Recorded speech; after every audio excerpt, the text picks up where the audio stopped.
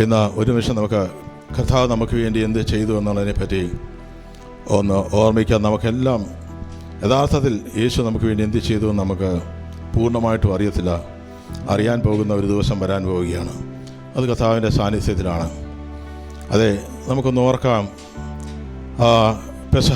പെസഹായുടെ ദിവസം കർത്താവായ യേശു ക്രിസ്തു ഒരു മാളിക മുറി കർത്താവിന് വേണ്ടി ഒരുക്കപ്പെട്ടു. ആ മാളിക മുറിയെ നമുക്കിന്ന് ഓർക്കാം. അവിടെ തൻ്റെ ശിഷ്യന്മാരുണ്ട്. ഒരുപാട് ശിഷ്യന്മാർ യേശുവിനുണ്ടായിരുന്നു. പക്ഷേ ആ മേശയിൽ 12 പേരെ മാത്രമേ കർത്താവ് നമ്മൾ കാണുന്നുള്ളൂ. ഈ തിരുമേശ നമ്മൾ കർത്താവിന് വേണ്ടി വേർതിരിക്കപ്പെട്ടവർക്ക് വേണ്ടിയുള്ളതാണ്. സ്തോത്രം. അതെല്ലാവർക്കും എടുക്കുവാൻ സാധിക്കുകയില്ല. പൂർണ്ണമായിട്ടും കർത്താവിന് വേണ്ടി നമുക്ക് നമ്മുടെ ഹൃദയങ്ങൾ സമർപ്പിച്ചിട്ടുണ്ടെങ്കിൽ നമുക്ക് ഈ കത്തമേശയിൽ പങ്കുമോഹരിക്കാരുമാകാം. അവിടെ ആ പെസഹായുടെ ദിവസം കർത്താവ് ആ അപ്പത്തെ കാണുമ്പോൾ ശിഷ്യന്മാരും ആ അപ്പം കാണുന്നുണ്ട്, ശിഷ്യന്മാരും ആ വീഞ്ഞ് കാണുന്നുണ്ട്. പക്ഷേ അവർ കാണുന്നത് പഴയ നിയമത്തിൽ മോശ അവിടെ ചെയ്ത പെസഹായെ ഓർത്ത്. പക്ഷേ യേശു നോക്കുമ്പോൾ ആ അപ്പം കാണുമ്പോൾ കർത്താവ് കണ്ടത് സ്വന്തം ശരീരമാണ്. അടുത്ത ദിവസം തകർക്കുവാൻ വേണ്ടി ഏൽപ്പിച്ചു കൊടുക്കുവാൻ പോകുന്ന ആ ശരീരത്തെയാണ് കർത്താവ് അതിൽ കണ്ടത്. അന്ന് കർത്താവ് ഉയർത്തെഴുന്നേറ്റില്ല. അവർ പഴയ പെസഹായ ആചരിച്ചുകൊണ്ടത്. പഴയ പെസഹായുടെ കാലം കഴിഞ്ഞു. ഇന്ന് നമ്മുടെ പെസഹ കുഞ്ഞാട് അറുക്കപ്പെട്ടു. ഇനിയൊരു യാഗവും ശേഷിക്കുന്നില്ല. അത് പൂർണ്ണമായിട്ടും ആ വീഞ്ഞ് നോക്കുമ്പോൾ കർത്താവ് കാണുന്നത് കർത്താവ് അവിടുന്ന് യേശു ചെയ്യാൻ പോകുന്ന ആ യാഗത്തെയായിരുന്നു കർത്താവ് കണ്ടത്. ആ കർത്താവ് തൻ്റെ ശിഷ്യന്മാരുടെ കാൽപാദങ്ങൾ കഴുകുവാൻ തയ്യാറാവുകയാണ്. 12 പേർ, യൂദാസ് ഉൾപ്പെടെയുള്ള വ്യക്തിത്വങ്ങളുടെ കാലുകളെ കർത്താവ് യേശു ക്രിസ്തു കഴുകി. സ്തോത്രം. ആ താഴ്മയാണ് ദൈവം നമ്മുടെ ജീവിതത്തെ ആഗ്രഹിക്കുന്നത്. മറ്റുള്ളവരെ ശുശ്രൂഷിക്കുവാൻ, മറ്റുള്ളവരെ ചേർത്ത് പിടിക്കുവാൻ, മറ്റുള്ളവരെ കരുതുവാൻ, മറ്റുള്ളവർക്ക് വേണ്ടി ഈ ദിവസങ്ങൾ ശുശ്രൂഷ ചെയ്യുവാൻ, നമ്മളെ തന്നെ താഴ്ത്തുവാൻ യേശു നമ്മളെ കാണിച്ചു തരികയാണ്. പല കത്രമേശകളിലും നമുക്ക് വളരെ വേഗത്തിൽ കത്രമേശ ചെയ്തിട്ട് പോകുന്നത് ഞാൻ കണ്ടിട്ടുണ്ട്. പക്ഷേ യഥാർത്ഥത്തിൽ ഇത് വളരെ ഭയഭക്തിയോടെ, സ്നേഹത്തോടെ, ആദരവോടെ, വിശുദ്ധിയോടെ ചെയ്യേണ്ട ഒരു ശുശ്രൂഷയാണ്. നമുക്ക് കർത്താവ് പറയുകയാണ്, ഇതൊരു ചടങ്ങല്ല, ഇതൊരു പാരമ്പര്യമല്ല, ഇത് ഓർമ്മയാണ്. ഇതൊരു കുർബാനയല്ല. കുർബാന അതൊരു യാഗമാണ് കാണിക്കുന്നത്. പക്ഷേ യാഗം ചെയ്തു കഴിഞ്ഞു. ഇനിയൊരു പ്രവൃത്തിയും ശേഷിക്കുന്നില്ല. ഇത് കർത്താവിനെ ഓർക്കുന്നതാണ്. കർത്താവിന് നന്ദി പറയുന്ന ഒരു ശുശ്രൂഷയാണിത്. അത് കർത്താവ് അറിയാമായിരുന്നു. അടുത്ത യൂദാസ് അവനെ ഒറ്റിക്കൊടുക്കുവാൻ പോവുകയാണ്. എങ്കിലും യൂദാസിനെ ചേർത്ത് പിടിച്ച് അവനെ കരുതുവാനുള്ള റിക്കവേൻ്റെ മേൽ പാടമേ. നമ്മളെ മനസ്സിനെ മുറിവേൽപ്പിച്ചവരുണ്ട്. അവരെ ഒന്ന് ദൈവകരങ്ങളിലേക്ക് ഏൽപ്പിച്ചാട്ടെ. അവരെ ഒന്ന് അനുഗ്രഹിച്ചൊന്ന് പ്രാർത്ഥിച്ചാട്ടെ. God will heal you. ഇതിനകത്തൊരു സൗഖ്യമുണ്ടെന്ന് ഞാൻ വിശ്വസിക്കുന്നു. ഈ കത്തമേശയ്ക്കകത്ത്, ഈ തിരുമേശയിൽ ദൈവിക സൗഖ്യമുണ്ട്. സ്തോത്രം. അവിടെ കർത്താവ് പോകുന്ന അടുത്തത് ഗെത്സമനി തോട്ടത്തെയാണ് നമ്മൾ കാണുന്നത്. കർത്താവായ യേശു ക്രിസ്തു മുഴങ്കാലുകൾ മടക്കി പ്രാർത്ഥിക്കുകയാണ്. സ്തോത്രം. തൻ്റെ ചെയ്യാൻ പോകുന്ന തൻ്റെ സ്വന്തം ശരീരത്തെ തകർക്കുവാൻ പോകുമ്പോഴും ആ സ്വന്തം ഇഷ്ടമല്ല പിതാവേ, അവിടുത്തെ ഇഷ്ടം നടക്കണമേ എന്ന് സ്തോത്രം വിളിച്ച് കരയുന്ന യേശുവിനെ ഒന്ന് കണ്ടാട്ടെ. സ്തോത്രം. പലപ്പോഴും നമ്മുടെ ഇഷ്ടങ്ങൾക്ക് വേണ്ടി നമ്മൾ നെട്ടോട്ടം ഓടുമ്പോഴും ഇന്ന് ഈ കത്തമേശയിൽ ഒന്ന് പറയണം, കർത്താവേ, ഈ ജഡത്തിലുള്ള ഇഷ്ടമല്ല, ദൈവ ഇഷ്ടം ചെയ്യുവാൻ എന്നെ ഒന്ന് സഹായിക്കണമേ. കർത്താവ് പറഞ്ഞതാ, കർത്താവ് എൻ്റെ ഇഷ്ടം വേണ്ട. എത്ര പേരൊന്ന് പറയുക, എൻ്റെ ഇഷ്ടം വേണ്ട കർത്താവേ, എനിക്കൊരുപാട് ഇഷ്ടങ്ങളുണ്ട്. എൻ്റെ ജഡത്തിൻ്റെ ഇഷ്ടമുണ്ട്. ജഡത്തിൽ പാപം ചെയ്യാൻ എനിക്കിഷ്ടമുണ്ട്. ജഡത്തിൽ പലതും ചെയ്യുവാൻ എനിക്കിഷ്ടം. പക്ഷെ അതൊന്നും എനിക്ക് വേണ്ട കർത്താവേ. അവിടുത്തെ ഇഷ്ടം ചെയ്യുവാനുള്ള കൃപ കർത്താവ് അനേകർ അപ്പുറത്ത് പോയി കിടന്ന് ഉറങ്ങുമ്പോൾ, തൻ്റെ ശിഷ്യന്മാർ ഉറങ്ങുമ്പോഴും നിലവിളിച്ച് കരയുന്നൊരു കർത്താവിനെ എത്ര പേർ കാണും. അന്ന് കർത്താവ് പ്രാർത്ഥിച്ചത് നമുക്ക് വേണ്ടിയായിരുന്നു. കർത്താവ് നിലവിളിച്ചത് നമുക്ക് വേണ്ടിയായിരുന്നു. അതെ, ആ വേർപ്പ് ചോരത്തുള്ളികൾ പോലെ ഭൂമിയിലേക്ക് ഇറ്റിട്ട് വീഴുമ്പോഴും ഒരു കാര്യം തിരിച്ചറിയുക, why God Jesus had to do so much. അത്രയധികം സഹിക്കേണ്ടത്. പാപം അതികഠിനമാണ്. പാപത്തിന് ഒരു വലിയ വില കൊടുക്കണം. പാപം ചെയ്യുന്നവന് നിത്യമരണമാണ്. ആ നരക ശിക്ഷയിലേക്ക് നമ്മളിൽ ആരും വീണു പോകുവാൻ ഇടയാകാതാക്കണം.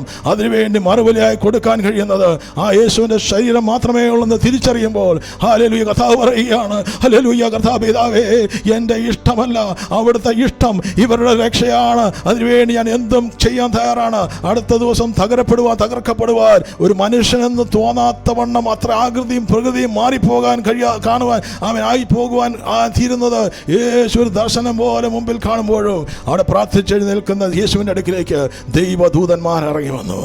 കർത്താവിനെ ബലപ്പെടുത്തുകയാണ്. ഇന്നൊരു ബലം ആവശ്യമുള്ളതെന്ന് പറയാൻ, കർത്താവേ, അവിടുത്തെ ഇഷ്ടം ചെയ്യുവാൻ, അവിടുത്തെ കൃപ എൻ്റെ മേലൊന്ന് പകരണമേ, അശക്തി എൻ്റെ മേലൊന്ന് പകരണമേ. ഹല്ലേലൂയ. പിന്നെ അവനെ പിടിച്ചുകൊണ്ട് പോകുമ്പോഴും അതേ ഏകദേശം പല നീതിയായ കോടതികളിൽ യേശു ക്രിസ്തുവിനെ വിധിക്കുമ്പോഴും അവനെതിരെ ചെയ്യാത്ത കുറ്റങ്ങൾ വിളിച്ചു പറയുമ്പോഴും അതിൻ്റെ മുമ്പിൽ നിസ്സംഗനായി നിൽക്കുന്ന യേശുവിനെ എത്ര പേർ കാണുന്നുണ്ട്. ഒരു വാക്ക് പോലും തിരിച്ചു പറയാൻ തയ്യാറാകാത്ത നമുക്ക് നേരെ ചിലരൊക്കെ ദൂഷണം പറയുമ്പോൾ നമ്മൾ എന്തെല്ലാം പറയും. പക്ഷേ അതിനു മുമ്പിൽ ഒന്നും യേശു ഒന്നും പറഞ്ഞില്ല. അവൻ പാപം ചെയ്തില്ല, പാപം അവനെ തൊടുവാൻ സമ്മതിച്ചില്ല. അവൻ്റെ വായിൽ വഞ്ചന ഇതുവരെ വന്നിട്ടില്ല. അവന് വേണ്ടി വാദിക്കാൻ യേശു തയ്യാറായില്ല. കാരണം നമ്മുടെ പാപങ്ങളാണ് അവൻ ചുമന്നത്. അവർ പറഞ്ഞ ദൂഷണം മുഴുവൻ നമ്മളെ പറ്റിയായിരുന്നു എന്ന് തിരിച്ചറിയുന്നുണ്ടെങ്കിൽ കർത്താവിനത് പറയും, കർത്താവേ, അങ്ങ് എനിക്ക് വേണ്ടിയാണ് യാഗമായി തീർന്നത്. ഒരു തെറ്റും ചെയ്യാത്തവൻ, ഒരു കുറ്റവും ചെയ്യാത്തവൻ, ആദ്യം നീതിമാനായിരുന്നു എന്ന് പറഞ്ഞ് പീലാത്തോസ് സ്വന്തം കഴികൾ കഴുകുമ്പോഴും, ഹല്ലേലൂയ, സ്തോത്രം, സകലർക്കും അറിയാം അവൻ ഇന്ന് വരേക്കും ഒരു പാപം ചെയ്തിട്ടില്ല. സ്തോത്രം. പാപം ചെയ്യാത്തവനുണ്ടെങ്കിൽ, ഒരു സ്നേഹനിധിയായവനുണ്ടെങ്കിൽ നമ്മുടെ കർത്താവ് മാത്രമേ ഉള്ളൂ. Thank you Jesus. കർത്താവേ, നന്ദി പറയും. കർത്താവേ, യേശു എന്ത് ചെയ്തു എന്ന് അറിയുന്നവരുണ്ടെങ്കിൽ ഹൃദയത്തെ ഒന്ന് കർത്താവിൻ്റെ സന്നിധിയിലേക്കൊന്ന് പകർന്നിട്ട് പറയാമോ, കർത്താവേ, ഹല്ലേലൂയ, എൻ്റെ വില എന്താണെന്ന് എനിക്കൊന്ന് തിരിച്ചറിയുവാൻ, ഹല്ലേലൂയ, ഈ പാപത്തിൽ നിന്ന് വിടുവിക്കുവാൻ, എന്നെ ന്യായപ്രമാണത്തിൽ നിന്ന് വിടുവിക്കുവാൻ, ശാപത്തിൽ നിന്ന് വിടുവിക്കുവാൻ, ശിക്ഷാവിധി എൻ്റെ മേൽ വരാതിരിക്കുവാൻ വേണ്ടി അവിടുന്ന് എനിക്ക് വേണ്ടി ഇത്ര ത്യാഗം സഹിച്ചതിന് പിന്നിൽ താങ്ക് യു ജീസസ്. ഓർത്ത് നന്ദി പറയാം. സ്തോത്രം, സ്തോത്രം, സ്തോത്രം. ഹല്ലേലൂയ. ആമേൻ. ഇന്ന് അവനെ ഒരു പരസ്യ കൂത്തുകാഴ്ചയാക്കുമ്പോഴും അവൻ തലയിലേക്ക് അതെ ഒരു ക്രൗൺ ഓഫ് തോൺസ് എന്നാണ് ഇംഗ്ലീഷിൽ പറയുന്നത്, അവനെ മുൾമുടി അത്രയ്ക്കും ക്രൂരമായിട്ട് അവൻ്റെ തലയിലേക്ക് അടിച്ചു കയറ്റുമ്പോഴും അവിടെ ചെതറിത്തെറിക്കുന്ന രക്തം എത്ര പേരെന്ന് കാണുന്നുണ്ട്. തലയോട്ടിയിടത്തിലേക്ക് അവൻ്റെ ഉള്ളിലേക്ക് മുൾമുടി അടിച്ചു കയറ്റുമ്പോഴും അവിടെ നിന്ന് ചീറ്റിത്തെറിക്കുന്ന രക്തം എനിക്ക് വേണ്ടിയായിരുന്നു എന്ന് തിരിച്ചറിയുന്നവരുണ്ടെങ്കിൽ ഇന്ന് ആ രക്തത്താൽ എനിക്ക് വിടുതലുണ്ട്. ഹല്ലേലൂയ. അവനേറ്റ മുറിപ്പാടിനാൽ എനിക്ക് സൗഖ്യമുണ്ട്. Hallelujah. He took everything for me. He took everything for you. എന്നെ നിങ്ങളെയുമാണ് യേശു കണ്ടത്. സ്തോത്രം. കർത്താവ് ഒന്നിനും പ്രതികരിക്കുന്നില്ല. അവനെ കൂത്തുകാഴ്ചയാക്കി തീർക്കുമ്പോൾ, അവനെ വടിയെടുത്ത് അവൻ്റെ തലയ്ക്കടിക്കുമ്പോഴും മിണ്ടാതിരിക്കുന്ന യേശുവിനെ എത്ര പേരെന്ന് കാണുന്നുണ്ട്. He took a punishment upon his body.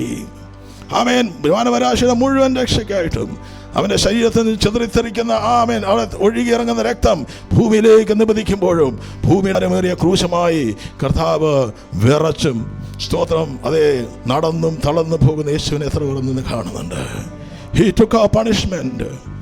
രണ്ട് കരങ്ങളും വിരിക്കപ്പെട്ട ആ ക്രൂശിലേക്ക് അവനെ ഏൽപ്പിച്ചു കൊടുക്കുമ്പോൾ അടിച്ചു കയറ്റുന്ന ആണി എത്ര പേർ കാണുന്നുണ്ട്?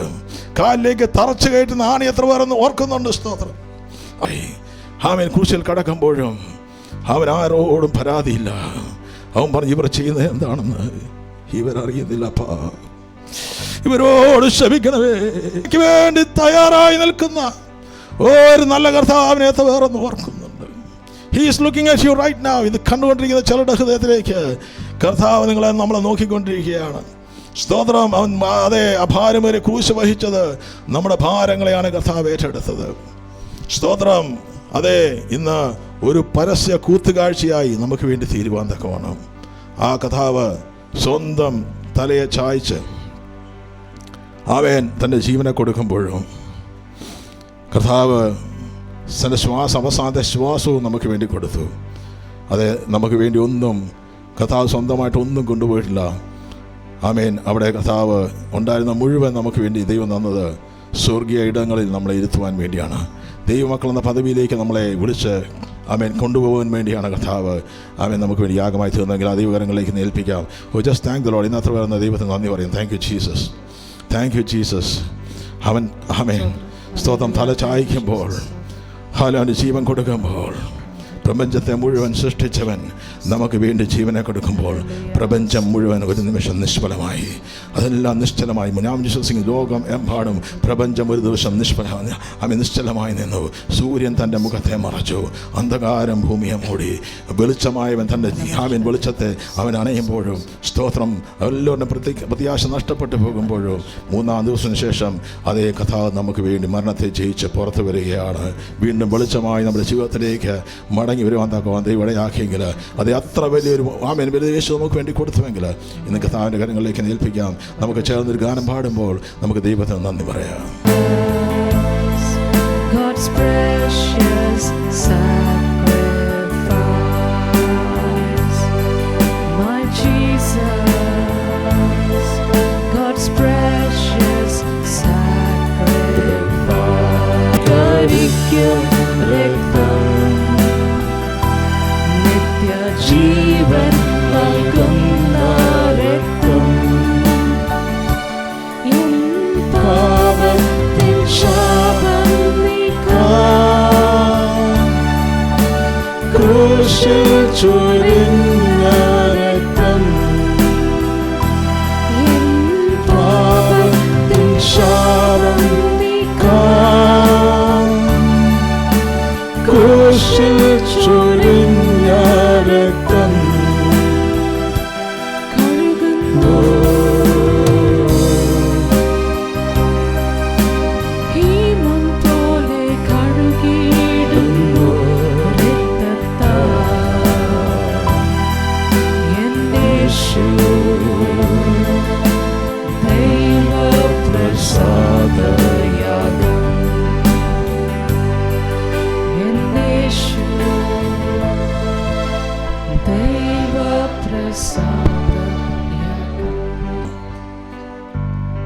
ഈ അപ്പം കാണിക്കുന്നത് കർത്താവ് കണ്ടത് തകർക്കപ്പെടാൻ പോകുന്ന സ്വന്തം ശരീരത്തെയായിരുന്നു, നുറുക്കപ്പെടാൻ പോകുന്ന സ്വന്തം ശരീരത്തെയായിരുന്നു.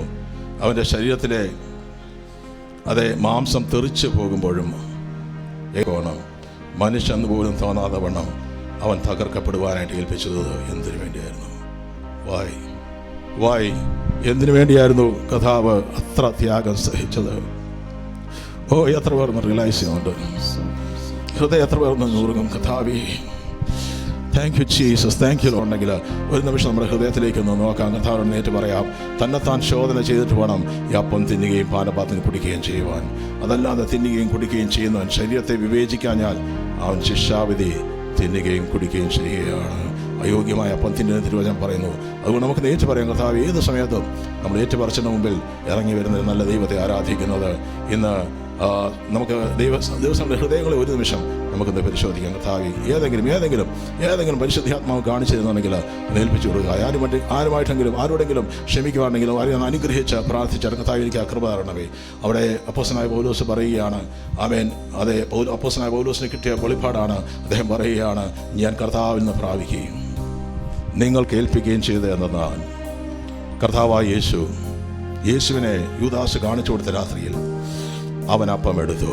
യേശു അപ്പം എടുത്തു. യേശു അതിനെ സ്തോത്രം ദൈവത്തിന് നന്ദി പറഞ്ഞു. നടക്കാൻ പോകുന്ന യാഗത്തെ ഓർത്ത് കഥാവ് സ്തോത്രം പറഞ്ഞു. സ്വന്തം ശരീരം തകർക്കപ്പെടാൻ വരുമ്പോഴും ദൈവത്തിന് നന്ദി പറയുന്നു. യേശുവിനെ ദൈവത്തിന് സ്തോത്രം ചെയ്യുവാൻ, ദൈവത്തെ സ്തോത്രം ചെയ്തുകൊണ്ടാണ് ഗെത്സമനയിൽ നിന്ന് പോകുന്നത്. ഇന്നും കഥാവിന് നന്ദി പറയാം. നമുക്ക് ദൈവം ചെയ്ത പ്രവർത്തിക്കായി സ്തോത്രം. അവിടെ കഥാവ് പറയുകയാണ്, ഇത് നിങ്ങൾക്ക് വേണ്ടിയുള്ള, എനിക്ക് വേണ്ടിയല്ല എന്നല്ല യേശു പറയുന്നത്, നിങ്ങൾക്ക് വേണ്ടി. This body is for you. ഇത് കേട്ടുകൊണ്ടിരിക്കുന്ന ഇതിൽ നിന്ന് കരം നീട്ടുന്ന ഓരോരുത്തർക്കും വേണ്ടിയാണ് ആ ശരീരം തകർക്കപ്പെട്ടത്. എൻ്റെ ഓർമ്മയ്ക്കായിട്ട് ഇത് ചെയ്യുവൻ എന്ന് പറഞ്ഞു. സ്തോത്രം. നമുക്ക് ഒരു നിമിഷം കഥാവിൻ്റെ സന്നിധിയിലേക്ക് ആവണ്ണം തന്നെ അത്താഴം കഴിഞ്ഞ ശേഷം അവൻ പാനപാത്രവും എടുത്തു. ഈ പാനപാത്രം എൻ്റെ രക്തത്തിൽ പുതിയ നിയമമാകുന്നു. കർത്താവായ യേശുക്രിസ്തു ആ പാനപാത്രത്തിൽ നോക്കുമ്പോൾ കർത്താവ് കണ്ടത് സ്വന്തം രക്തമായിരുന്നു. കയ്യിൽ നിന്ന് കാലിൽ നിന്നും അതെ ചീറ്റുന്ന ആ രക്തം, ഭൂമിയിലേക്ക് നിപതിക്കുന്ന ആ രക്തം ഒരു പുതിയ നിയമത്തെ നമ്മുടെ ജീവിതത്തിൽ സ്ഥാപിക്കുകയാണ്. മോശയുടെ നിയമമല്ല, ഒരു പുതിയ നിയമം. യാഗത്തിൻ്റെ ആവശ്യമില്ല. ഈ രക്തത്തിൽ വിശ്വസിക്കുന്നവന്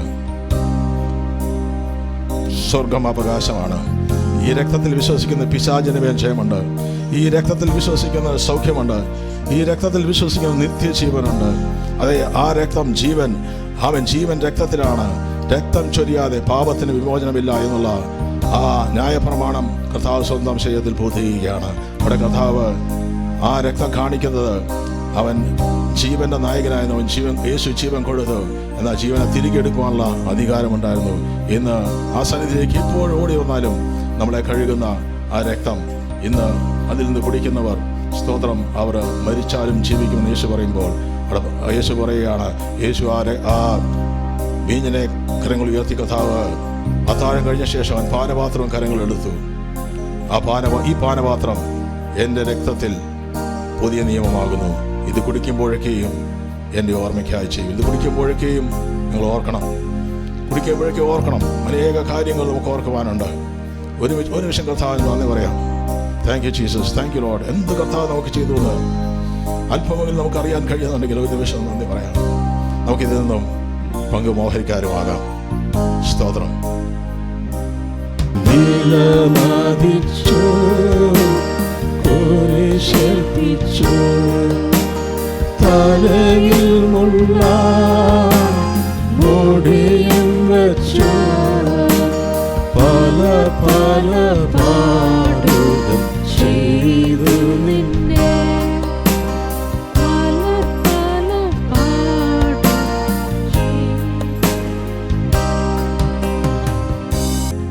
കർത്താവിൻ്റെ ശരീരത്തിലേക്ക് ഇനിയും നമ്മുടെ ജഡത്തിന് ജഡമായിരിക്കുന്നവർ, നമ്മുടെ രക്തത്തിൽ ആയിരിക്കുന്ന രക്തബന്ധങ്ങൾ അനേകരുണ്ട്. നമ്മുടെ പ്രിയപ്പെട്ടവരുണ്ട്, കൂട്ടുകാരുണ്ട്, അവരെല്ലാവരും അനേകർ ഇനിയും വരുവാനുണ്ട്. അവരും ഇതിൽ പങ്കുകാരായി തീരും. അവരും നിത്യര അവകാശിയായി തീരുവാൻ ഇടയാക്കുവാൻ വേണ്ടിയാണ് അതിനെ സൂചിപ്പിക്കുന്നു. മറ്റൊന്ന് അത് സൂചിപ്പിക്കുന്നു, കർത്താവിൻ്റെ വരവിൽ നമ്മൾ ഒരുമിച്ച് യേശു വരുന്നതോടുകൂടി ഇനിയൊരു കർത്തൃമേശയില്ല. സ്തോത്രം. അവിടെ തീരുകയാണ്. പിന്നെ കുഞ്ഞാട്ടിൻ്റെ കല്യാണമാണ്. അവിടെ കർത്താവിനൂടെ മേശയിൽ പന്തിയിലിരിക്കുന്ന ദൈവജനമാക്കി ദൈവം നമ്മളെ മാറ്റുകയാണ്. അവിടെ പാപമില്ല, അവിടെ ശാപമില്ല. അവിടെ ദൈവത്തിൻ്റെ മഹത്വത്തിൽ നമ്മൾ കർത്താവിനോടുകൂടി ആയിരിക്കാം. അങ്ങനെ തന്നെ ഇപ്പോൾ പാനപാത്രം ചെയ്യുമ്പോഴേക്കും കർത്താവ് വരുവോളം അവൻ്റെ മരണത്തെ കർത്താവ് വരുവോളം മാത്രമേ മരണത്തെ പ്രസ്താവിക്കുന്നുള്ളൂ. എന്നാൽ കർത്താവ് വന്നു കഴിഞ്ഞാൽ പിന്നെ മരണത്തെ പ്രസ്താവിക്കേണ്ട കാര്യമില്ല. പിന്നെ ജീവനാണ്, നിത്യജീവനാണ്. നമുക്ക് ഒരുമിച്ച് വന്ന് കർത്താവിൻ്റെ വരമെങ്കിൽ നമ്മൾ കാണപ്പെടുമെന്ന് വിശ്വസിക്കുന്നവർ ആ വാനമേഘങ്ങൾ കർത്താവിനോടുകൂടെ ആയിരിക്കുമെന്ന്, കർത്താവ് നമ്മൾ ആക്കി തീർക്കുവാൻ വേണ്ടിയാണെന്ന് വിശ്വസിക്കുന്നവർ കരങ്ങൾ ഉയർത്തി കർത്താവിനെ സ്തോത്രം ചെയ്യാവും. ഹല്ലേലൂയ. അവൻ വരുമ്പോൾ നമ്മൾ എടുക്കപ്പെടും. ഹല്ലേലൂയ. നമ്മളെല്ലാവരും കർത്താവിനോടുകൂടി ആയിരിക്കും. നമുക്ക് പാട്ട് പാടി കർത്താവിനെ മഹത്വപ്പെടുത്താം. ആമേൻ. സ്തോത്രം, സ്തോത്രം. കല്യാണ നാളിൽ അന്ന് ക്ഷണിക്കപ്പെട്ടോരെല്ലാവരും കാന്തനോട് ചേർന്നിടുവാൻ അവർ കന്നാളിൽ കയറി വരികയെന്ന് കർത്താവൻ ഗംഭീര നാദം കെട്ടിടും. ഇവിടെ കയറി വരികയെന്ന് കർത്താവിൻ ഗംഭീര നാദം കെട്ടിടും. മധ്യാകാശത്തിൽ മണിപ്പന്തലിൽ മണവാട്ടി സഭയുടെ മഹിമയിൽ വാഴുന്ന മാലിന്യമേൽക്കാതെ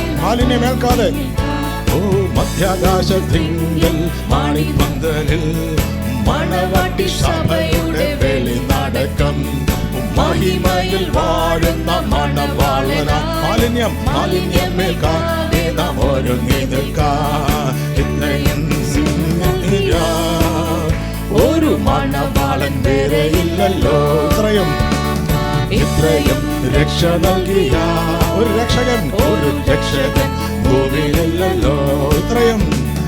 ഇത്രയും സ്നേഹം നൽകിയ ഒരു മണവാളൻ വേറെയില്ലല്ലോ. സന്തോഷത്തോടെ ഇത്രയും രക്ഷ നൽകിയ ഒരു രക്ഷകൻ ഭൂമിയിലില്ലല്ലോ.